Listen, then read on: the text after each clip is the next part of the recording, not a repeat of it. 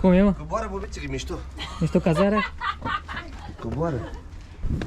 Du-te acolo dacă vrei să vezi ceva mișto. Dă-te la comită, strici poza lui! Gata, gata. Strici poza, strici poza. Stai să nu mai faci și așa încălzurată.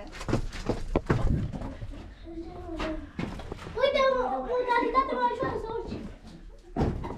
Hai pe aici. Pe aici. Veniți în aici? Da. Uite. Uite pe aici. Hai, până aici să vezi. Hai, te urci.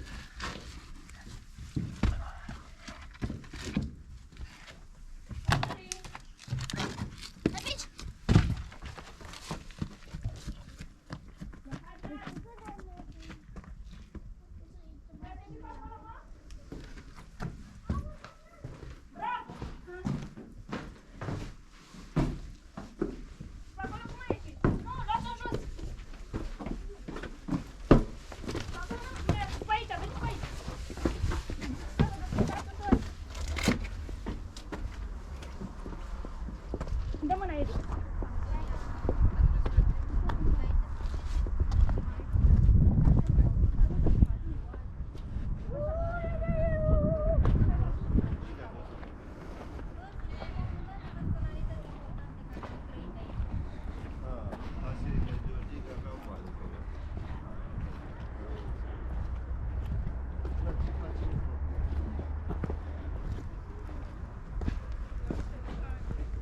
Ce-i faci, mă? Hai. Hai, bine, bine. Bă, după mine. Dar pe unde au ajuns, mă, aici? Care e intrarea? E spără aici. ce înseamnă?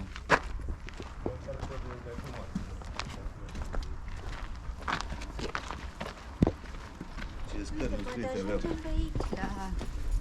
Poate dai de pierdit o monedă de aia veche, care valorează 1.000.000 de euro. Mai merg la mine. Măcar cu 2 euro jumate ar fi cel mai bun roz. Altceva cum ar fi să râghi pe aici un pic să dai de o monedă de aia, băi.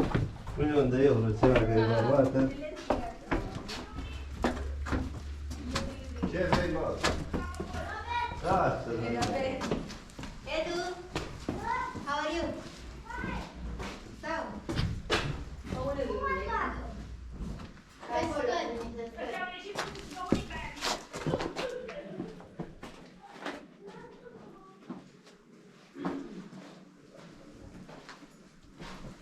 Vă pot să la porumbei. cum mai e bine? Hai, pe floare, da. S-a urcat în față. Uite, mami, Ia zi, GoPro, ce ai găsit pe aici? Niște morminte bănuiesc.